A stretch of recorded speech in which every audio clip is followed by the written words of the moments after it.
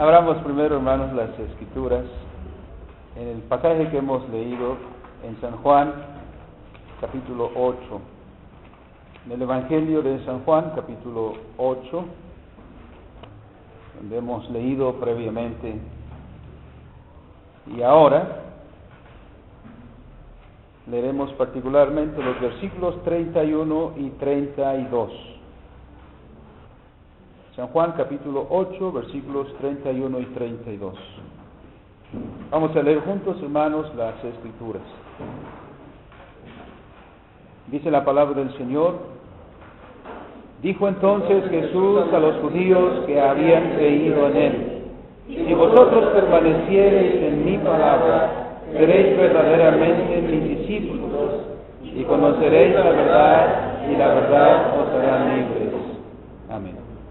Bendito Dios y Padre, te damos gracias en esta hora por darnos, Señor, la oportunidad de leer tu palabra, y es ella, Señor, el centro de esta reunión.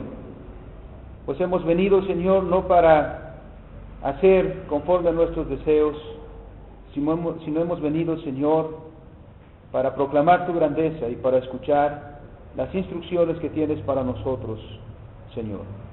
Danos pues un corazón entendido y una voluntad dispuesta, Señor, para cumplir tu palabra. En el nombre de Cristo Jesús oramos. Amén. El jueves pasado, 31 de octubre de este año, hemos cumplido 496 años. ¿Quién se acuerda de qué? Del inicio de la reforma, en ocasiones se le ha llamado reforma religiosa.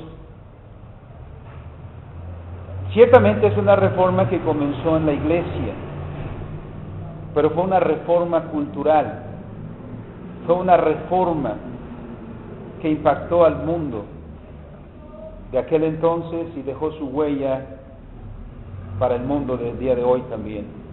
Pero es una celebración poco apreciada, y para vergüenza nuestra, porque miren, celebrando 496 y en esta ocasión no tenemos ni una nota al respecto, ni de parte del consistorio, invitando a la iglesia o mencionando a la iglesia sobre esta celebración, y hemos pasado ya el mes de octubre en blanco. El club infantil tampoco, como en años anteriores, puso una nota sobre estas celebraciones. Ni los jóvenes, ni ninguno de nosotros, miembros de la iglesia. En pocos años, si Dios lo permite, estaremos celebrando los primeros 500 años. 1517 a 2017, que estamos aquí a pocos años, Dios mediante celebraremos algo como esto. Para muchos, más que la reforma, incluso para la iglesia, y la iglesia que emerge directamente de ese movimiento, han celebrado más el Día de Muertos, el día de Halloween, porque escuché que por ahí de algunas sociedades de jóvenes se van a celebrar, pero no estaban celebrando el día de la reforma, estaban haciendo fiestas para reunirse y de disfraces. Y triste la manera que se ha llegado a entender esta fiesta. ¿Qué es lo que hace, hermanos, que celebremos un evento en la historia como este? Dice nuestro boletín: Ecclesia Reformata Semper Reformanda Est. Eso es latín, ciertamente. Y no es, hermanos, poner ese título solamente por impresionar, sino porque ha sido una de las identidades, una de las características de la iglesia presbiteriana y reformada en el mundo. Es uno de nuestros lemas, que lo que quiere decir en español es que la iglesia reformada siempre se está reformando. Ese es un llamado siempre a la reforma. La reforma no es un movimiento que se ha dado en un momento y se acabó.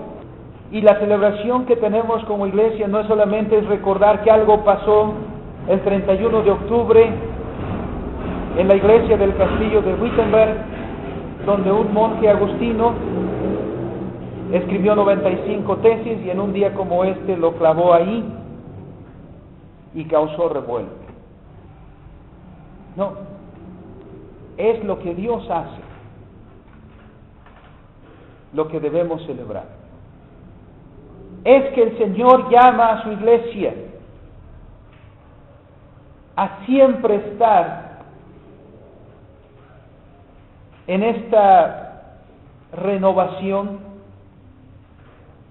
y a nunca enquistarse en las tradiciones, en las costumbres de las generaciones. La iglesia de Jesucristo siempre tiene que caminar sin nunca desligarse de los principios que le dan fundamento, sin nunca renunciar a los principios básicos para su vida como iglesia de Jesucristo. Pasarán los años, pasarán los siglos, pero las verdades que le dan fundamento a la iglesia de Jesucristo siempre serán los mismos. Y hay de aquellos que cubran o quiten esos fundamentos para poner otros que no haya puesto el Señor.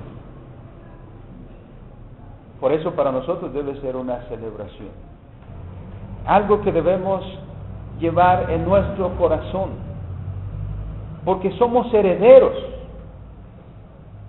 de una rica herencia que no hemos sabido, hermanos, desarrollar, que no hemos sabido apreciar y que no hemos sabido vivir.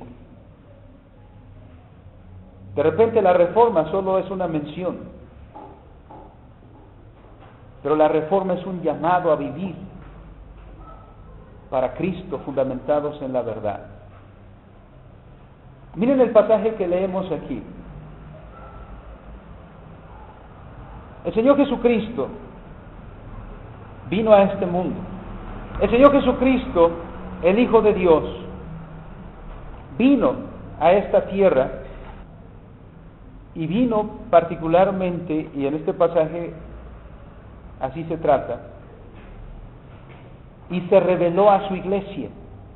Se dio a conocer a su iglesia, a la iglesia del Antiguo Testamento. El Señor, como los evangelios también nos dicen, era en toda la extensión de la palabra un judío, un descendiente de la familia de David. Vino pues conforme a sus promesas del Antiguo Testamento a esa nación que él había amado tanto, a la cual reveló su palabra en el Sinaí e hizo pacto con ellos, y que a partir de eso acompañó a ese pueblo, una y otra vez enviándole profetas, anunciándoles la verdad, llamándoles a vivir siempre en esos principios. Pero cuando el Señor Jesucristo vino, como la Escritura dice, a los suyos vino y los suyos no le recibieron. Vino a su iglesia. La iglesia había estado hablando de Él, como la iglesia actual está hablando siempre de Cristo. La iglesia del Antiguo Testamento hablaba del Mesías, del linaje de David, de la simiente de Abraham. Y siempre estaban hablando de Él, que vendría, que cumpliría su promesa, y con expectativa estaban mirando hacia ese día. ¿Qué hizo que no lo vieran? ¿Qué hizo que no se dieran cuenta? ¿Qué hizo que no reconocieran al prometido, sino que más bien lo rechazaran? Cuando el Señor Jesucristo vino y se manifestó a los suyos, se manifestó a los descendientes de Abraham, se manifestó a los descendientes de David, ¿por qué no lo recibieron? El Señor dice en el versículo 24 a quienes le escuchaban: Muchas personas estaban rodeando al Señor Jesucristo, que eran hijos de Abraham, pero particularmente estaban aquí los fariseos y los escribas. Hay una discusión en este capítulo 8, precisamente que se da con esos líderes. Versículo 13 dice, por ejemplo, entonces los fariseos le dijeron, tú das testimonio acerca de ti mismo, tu testimonio no es verdadero. En el versículo 19 ellos le dijeron, ¿dónde está tu padre? Respondió Jesús. Y ahí está la discusión, pero quiero poner énfasis en algunos para concentrarnos, hermanos, en el versículo 31 y 32. Versículo 22 dice, decían entonces los judíos, ¿acaso se matará a sí mismo? Cuando hablaba el Señor Jesucristo, cuando le escucharon decir, a donde yo voy vosotros no podéis venir. En el versículo 24 dice, por eso os dije que moriréis en vuestros pecados, porque si no creéis que yo soy, en vuestros pecados moriréis. ¿Quién eres tú?, le preguntaron. Jesús le dijo, lo que desde el principio os he dicho. Muchas cosas tengo que decir y juzgar de vosotros, pero el que me envió es verdadero y yo, lo que he oído de él, esto hablo al mundo. Pero no entendieron que les hablaba del Padre. Fíjense, no entendieron. Y este era un pueblo que leía las Escrituras. Este era un pueblo que escudriñaba cuidadosamente. Este era un pueblo que memorizaba varios pasajes de la Escritura. No se diga de los escribas y fariseos. Pero dice, no entendieron. Llega entonces en esa discusión a los versículos que leímos. ¿Por qué no le conocen? El Señor se revela a su iglesia, a los suyos, pero no le reconocen. Le menosprecian incluso, no le escuchan, se burlan de su enseñanza, de lo que dice, de Él mismo, y no lo escuchan, y no lo entienden, y no lo reciben como quien es, porque están más interesados en sus tradiciones, en su propia interpretación, en sus costumbres, en preservar su costumbre y en mantener su estatus. Dicen tener la verdad, dicen predicar la verdad, dicen creer en el Dios de Abraham, pero rechazan a aquel de quien habló Abraham.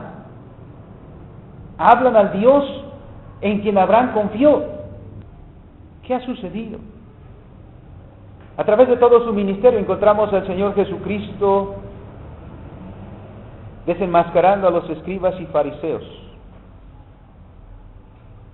que han apartado al pueblo de la verdad. Y eso es, hermanos, porque la tradición, las costumbres han ocultado de los ojos del pueblo la verdad. Y los líderes han estado más interesados en enseñar su propia interpretación que la verdad de Dios, de mantener su propia tradición que la verdad de Dios. Esto es lo que sucedió en la Edad Media. Muchos siglos precedieron a la Reforma, muchos siglos de apartarse de la verdad,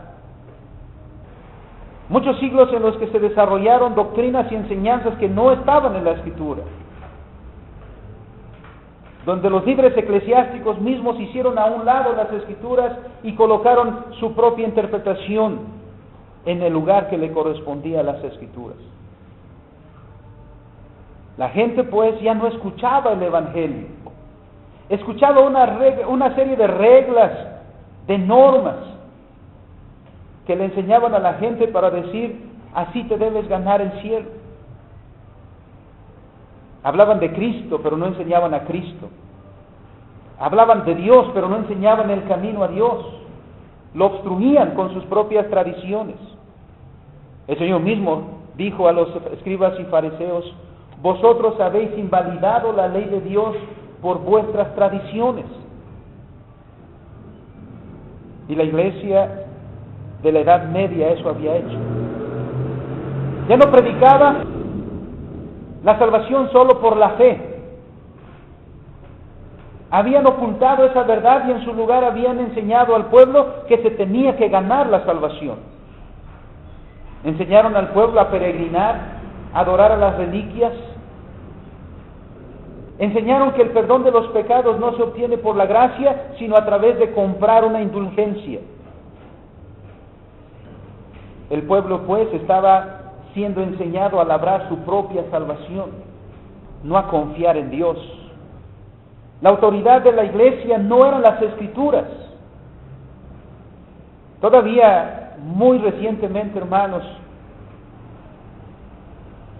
se decía en las iglesias, si quieres aprender algo de lo que Dios dice, pregúntale al cura, porque estaba prohibido leer las Escrituras. Incluso las mismas autoridades eclesiásticas decían, si lees la Biblia te vas a condenar. Mucha gente miedosa a leer las Escrituras, no las leían por miedo. Lejos de eso, de la gracia, de la misericordia, de mirar a Dios a través de nuestro Señor Jesucristo, la iglesia puso normas y normas, tradiciones sobre tradiciones, enseñanzas equivocadas, el purgatorio, las oraciones por los muertos, la adoración de las reliquias, tantas y tantas cosas. Igual que en el tiempo de los fariseos amaban más su denominación que a la verdad. Su lucha era mantener su estatus, más que llevar al pueblo a descansar en la gracia de Dios. Por eso veían con peligro a Jesús. Veían en Jesús una amenaza, porque Jesús predicaba la verdad y llevaba al pueblo a mirar a Jesús y a mirar a Dios de la manera que Dios quiere revelarse. Pero eso no solamente sucedió entonces y en la Edad Media. Eso puede suceder en cualquier generación, hermanos. Nosotros podemos también hoy amar más nuestra denominación que a Dios, que a Cristo, que a su palabra. Podemos sentirnos ofendidos si alguien ofende a nuestra denominación, a nuestra iglesia, a nuestra costumbre. Amamos más a nuestra sociedad de jóvenes que a Dios, a nuestra sociedad femenil que a Dios, a nuestra sociedad de varones que a Dios. Amamos más a la estructura que a la verdad, amamos más la forma que el fondo. Y no es la estructura, hermanos, lo que hace al cristiano. Es la verdad de la palabra de Dios la que hace al cristiano. Por eso uno de los lemas que emergió en la Reforma y que ha preservado la Iglesia Reformada es sola Escritura. La única base, el único fundamento de la Iglesia de Jesucristo es la palabra. La única autoridad de lo que debemos creer y hacer es la palabra de Dios. Miremos el texto. El Señor está hablando con su iglesia, con los líderes de su iglesia y con los miembros de su iglesia, que sin embargo, como hemos dicho, no le reconocen. Y a ellos es a los que el Señor Jesucristo les está diciendo, ¿no creéis en mí? A eso también debemos preguntar, hermanos, si el Señor Jesucristo se presentara en esta generación, ¿le reconoceríamos?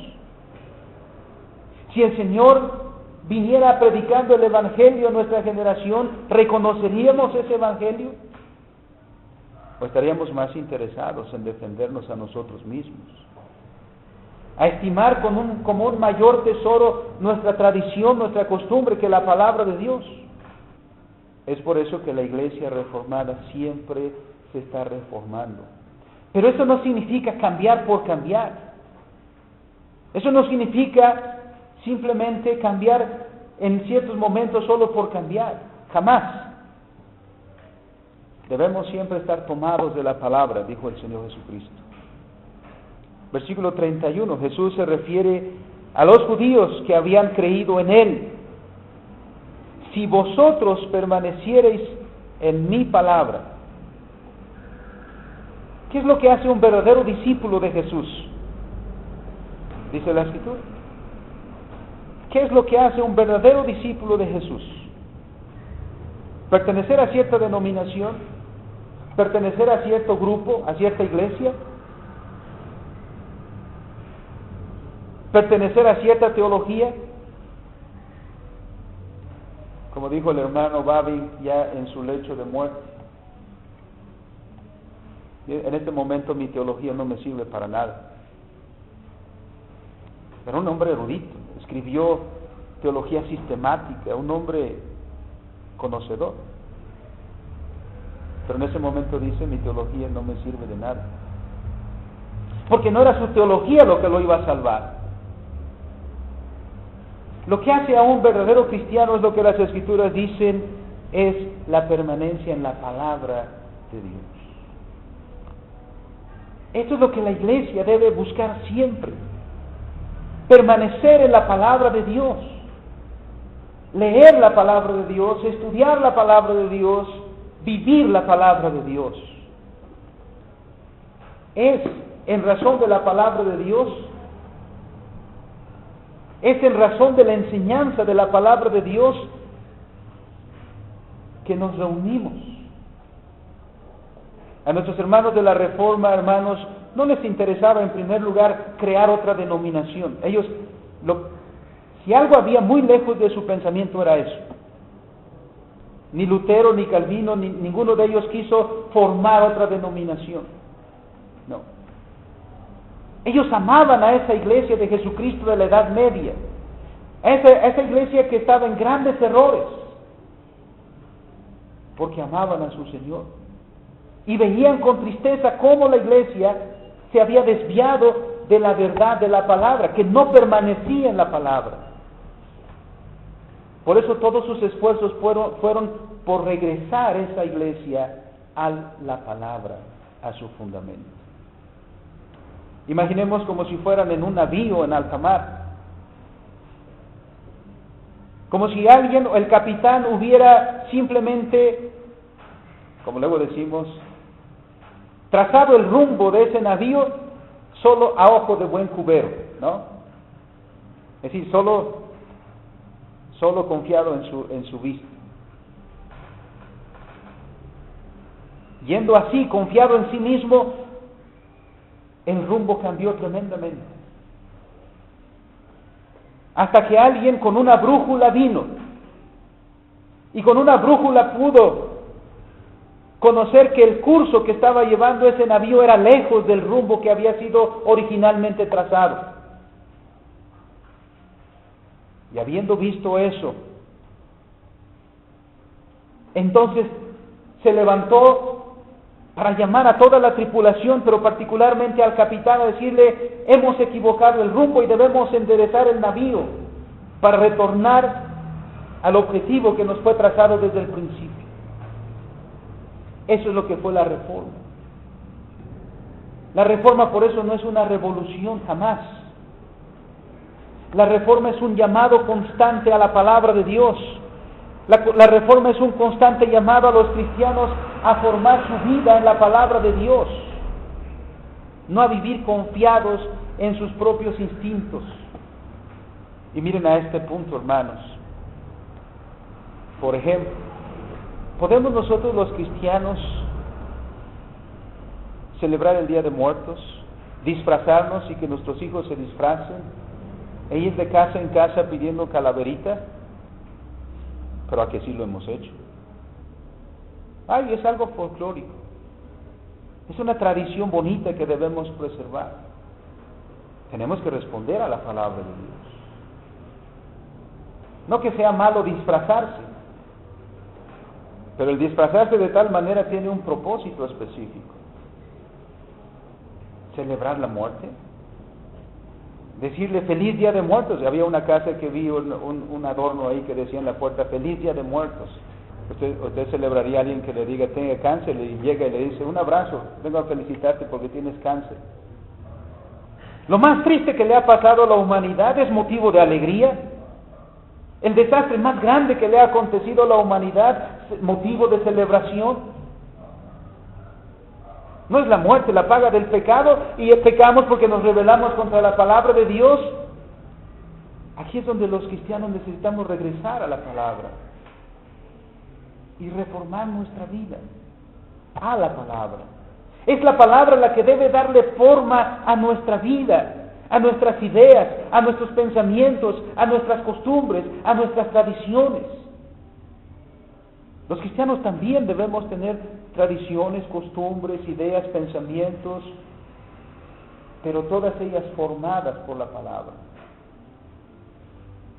Este era el problema de los fariseos, de los escribas. Estaban más interesados en mantener lo que ellos habían logrado que en avanzar en una más y mejor comprensión de la voluntad de Dios para vivir más obedientemente a los mandamientos de Dios. Algunos hermanos de repente me han dicho, pastor, ya no hacemos muchas cosas que hacíamos antes, y a veces con cierta melancolía. Por mencionar a uno, hace muchos años celebrábamos el bautismo de los niños, por ejemplo, y los padres traían a su hijo a bautizar delante del Señor, pero traían padrinos. No sé de dónde viene eso, pero no solamente traían padrinos inconversos. Eso hacíamos. Ahora, ¿debemos preservarlo solo porque es una antigua tradición y así nuestros padres y así nuestros abuelos? No. Pero tampoco es una cuestión de cambiar por cambiar, porque el pastor no quiere, porque el pastor quiere algo diferente, tampoco. Sino por el convencimiento de lo que la palabra de Dios nos enseña, porque dice, si perseveras, si te mantienes en mis palabras, serás verdaderamente mi discípulo, dice el Señor. Una de las cosas que estamos, hermanos, promoviendo, por ejemplo, también en la constitución de nuestra iglesia que está en proceso, es la celebración de los 15 años. Yo sé que es una larga tradición que tiene no solo años, sino decenios y a lo mejor más. Pero nunca he encontrado una justificación escritural. Mucho menos para que sea una celebración litúrgica. Ahora, no estoy diciendo, hermanos, que no debamos celebrar los cumpleaños. Celebremos. Y celebremos el 15, y celebremos el 16, y celebremos el 17. Pero para que tenga un orden litúrgico, un culto, no encuentro fundamento en la Escritura. Y así lo llevamos a la iglesia, a nuestras reuniones presbiteriales y sinódicas, y decimos, hermanos, ¿de dónde viene esto? Muchos hermanos, pero va a haber resistencia, muchos hermanos se van a resistir. El deber nuestro es enseñar las Escrituras y decir, hermanos, vamos a las Escrituras. Las Escrituras deben formar nuestra vida, nuestra comprensión de la vida. Dijo el Señor Jesucristo, si permanecéis en mis palabras, por mis palabras seréis verdaderamente mis discípulos. La iglesia solo puede ser verdadera iglesia de Jesucristo cuando sigue y permanece en la palabra de Dios. Eso es lo que sucedió en el siglo XVI. Los reformadores se levantaron y comenzaron a decir, no hay sustento escritural para el purgatorio, no hay sustento escritural para la adoración de los muertos o las oraciones por los muertos, no hay sustento escritural para comprar una indulgencia, no hay sustento escritural para decir que la hostia se convierte en el cuerpo de Cristo y la copa en la sangre de nuestro Señor Jesucristo. No hay sustento escritural para muchas cosas. La reforma significó una depuración de lo que la iglesia confiesa para llegar a la confesión escritural, hermanos. Y esa debe ser la tarea nuestra el día de hoy. Y no olvidar nuestras raíces, y no olvidar nuestro llamado, hermanos del consistorio, hermanos de la iglesia, sino asegurarnos que una y otra vez sean las Escrituras, sea la palabra de Dios la que sea el fundamento para lo que hacemos, para lo que pensamos y para lo que decimos. ¿Por qué los fariseos no reconocieron al Mesías? ¿Por qué los escribas no se postraron delante del Mesías si conocían las Escrituras? Porque decían como los testigos de Jehová allá en sus años de inicio: no importa si nunca has leído las Escrituras, te puedes salvar si has leído los estudios de Russell. Porque Russell te hace comprender mejor la Escritura que la Escritura misma. Hoy tristemente vemos también a muchas iglesias así. Endiosan al pastor, endiosan al predicador. ¿Y a quién le dan pan que llore? El pastor comienza a sentirse especial, yo sí sé. ¿No? Como en el tiempo del apóstol Pablo, muchos se han vuelto paulinos, otros se han vuelto, ¿cómo era el otro hermano? Apolo, es que estaba pensando si se llamaban apolonios o apolistas. Hoy tienen otros nombres. Y la iglesia debe tener cuidado. La iglesia no ha sido llamada a seguir hombres. Porque hay personas que confían más en los hombres que en Dios, que en las Escrituras. Debemos ir a las Escrituras. Alguien podría decirme, bueno, pero usted está diciendo de Lutero, de Wycliffe, de Calvino y de otros. Ellos son hombres que nos enseñaron a leer las Escrituras, que nos llevaron a las Escrituras, no a depender de ellos. Nos dijeron, mira, ahí está, a la ley y al testimonio, como dijo nuestro Señor Jesucristo. Ahí. Porque el versículo 32 dice, y conoceréis la verdad. ¿Y qué es lo que te va a hacer libre? La verdad. Y el Señor Jesucristo dijo, yo soy el camino, la verdad y la vida. Es esto, hermanos. En ocasiones he dicho esto, y a lo mejor algunos presbiterianos me reprenden. Como pastor no tengo el primer interés, hermanos, a ser presbiterianos. Como pastor, en primer lugar, no tengo interés de hacer calvinistas. Mi interés principal es llevarlos a Cristo una y otra vez a su palabra. No tengo miedo de criticar a Calvino si Calvino se equivocó. Y no tengo miedo de criticar a la iglesia presbiteriana si la iglesia presbiteriana se equivoca. Pero a la vez he dicho que soy presbiteriano y soy calvinista, porque creo que hay una exposición más consistente de la verdad en esa doctrina, en esa teología. Porque ese es el fin.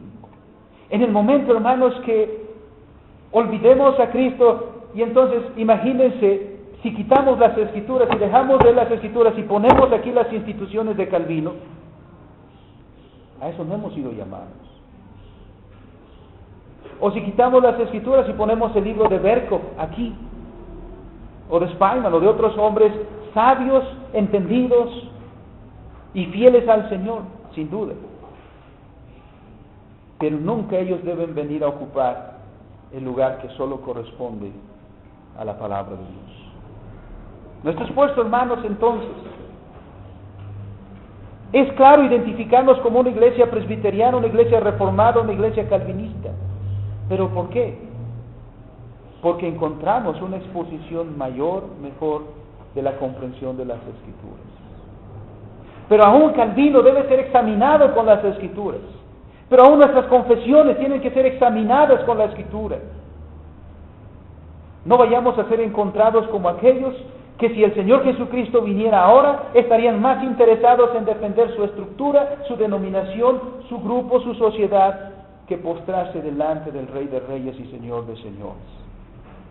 La verdad, no mi verdad, no la verdad de alguien, la absoluta verdad de las Escrituras te harán libre, te harán entender. ¿Saben, hermanos, por qué a los grupos que están en el poder no les conviene y no quieren que la gente aprenda, que la gente conozca la verdad? Porque es peligroso. La verdad es peligrosa. A los que están en el poder les gusta tener a la gente dependientes de ellos. Que si necesitas algo, vayas a ellos. Que si quieres algo, se lo pidas a ellos.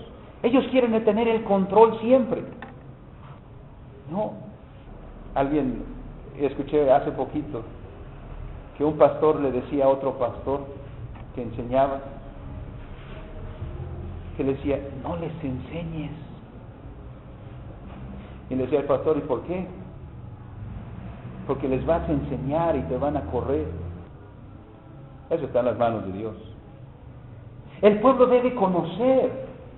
El cristiano, cada cristiano debe conocer. No debe vivir en dependencia de otra persona, en dependencia de otro ser humano. No debe dejar que otra persona piense por él. Tú, hermano, joven, niño, adulto, tú debes depender única y exclusivamente de Dios y de su palabra, de su verdad, no de alguien más. Por eso es la tarea de la iglesia, es enseñar a conocer la verdad, porque la verdad te hará libre, dicen las Escrituras. Conocerás la verdad y la verdad te hará libre. ¿Qué es lo que dio lugar, hermanos, a la iglesia cristiana, a la iglesia que somos hoy? Esa verdad. Porque además también eso implica responsabilidad. Miren lo que dice el versículo siguiente. Jesús le respondió, cuando aquellos le dijeron, somos hijos de Abraham y jamás hemos sido esclavos de nadie. Miren dónde está su seguridad. Somos hijos de Abraham. El Señor dice, de cierto os digo que todo aquel que hace pecado, esclavo es del pecado. Y el esclavo no queda en la casa para siempre, el Hijo sí queda para siempre. Así que si el Hijo os libertare, seréis verdaderamente libres. Sé que decís, sois descendientes de Abraham, pero procuráis matarme, porque mi palabra no haya cabida en vosotros. Por eso es que nació la iglesia reformada, por eso es que nacieron todas las iglesias evangélicas, porque ya no cabía la verdad en aquellos líderes eclesiásticos de su tiempo. De repente, hermanos, se nos ha dicho que nosotros nos gusta dividirnos. Ya hay divisiones que han sido pecados terribles, pero cuando no hay cabida para la verdad, no tenemos nada que hacer ahí. Cuando la iglesia no quiso escuchar la verdad, hasta entonces los reformadores dejaron a la iglesia en su apostasía. Porque nuestro llamado es a seguir al Hijo que nos liberta, y cuando Él nos liberta somos verdaderamente libres. Hoy, hermanos, el recordar estos 496 años no es solamente una cuestión de tiempo y por solo los años, sino es un llamado a actualizar este principio de que la iglesia reformada continuamente se está reformando, pero que eso no quiere decir que continuamente está cambiando y solamente por cambiar. No, sino que la iglesia cristiana constantemente se está analizando a la luz de la palabra de Dios, a la luz de la verdad, porque el llamado más grande que tenemos es a seguir la verdad, a vivir por la verdad y a no decir nada más que la verdad, que la palabra de Dios. Por eso, hermano, lo que quiero preguntarte es, ¿qué es lo que has seguido hasta ahora? Si te dices cristiano, ¿qué es lo que ha movido tu corazón a ese punto? ¿Por qué? ¿Qué estás siguiendo? ¿Qué estás buscando? ¿Qué estás guardando? ¿En qué estás fundamentando tu vida? ¿Por qué dices, soy cristiano? ¿En dónde está tu seguridad? Finalmente, hermanos, este lugar no te va a salvar. Solo ser miembro de esta iglesia no te va a salvar. El cielo es de los hipimitos, déjeme llamarle así a la hipim, ¿no? Somos hipimitos, somos de la hipim. No es de nosotros porque seamos de la hipim, es de nosotros porque somos de Cristo. Y asegúrate de eso, asegúrate de estar en Cristo, y asegúrate de estar en la verdad, asegúrate de creer lo correcto, y de vivir tu vida normado por lo que es correcto, y justificados por eso, actuemos, vivamos, desarrollemos nuestra vida por eso. Como iglesia, lo que hacemos, lo que vivimos como iglesia, pero también en lo individual, en todos esos llamados que ustedes tienen, hermanos. Como padres de familia, actúen bajo la norma de la palabra. Como trabajadores, actúen bajo la norma de la palabra, de la verdad. Sea pues en nosotros la verdad una expresión constante en nuestro ser, para la gloria de Dios. Asegúrate de eso, porque la sola historia y la sola inercia no nos salvarán. Solamente Cristo y solamente la verdad. Por lo tanto, hermanos, damos gracias a Dios que ha tenido compasión de nosotros, que le ha placido al Señor dar a conocerse a nosotros, abrir nuestros ojos para que veamos, revelar su palabra para que la tengamos con nosotros. No nos cansemos pues de mantenernos en esa verdad. Esta es la única que debemos tener como fundamento, y en ella justifiquemos lo que hagamos. Quiere el Señor, hermano, bendecirte, quiere el Señor sustentarte todos los días. Solo la Escritura es el fundamento de nuestra vida. Ella nos señalará a Jesús, ella nos señalará toda la verdad, ella nos indicará el camino que debemos seguir. Así que, como iglesia presbiteriana, estamos entonces siempre en la búsqueda de ser más fieles a esa verdad que nos ha sido revelada. Que el Señor te bendiga, hermano. Vamos a inclinar nuestros rostros y vamos a orar. Bendito Dios y Padre, te damos gracias en esta hora. Muchos, Señor, somos los que tenemos este lema: la iglesia reformada siempre se está reformando. Pero también muchos, Señor, han desconectado este lema de su origen. Y para ellos significa solamente cambiar, solo por cambiar.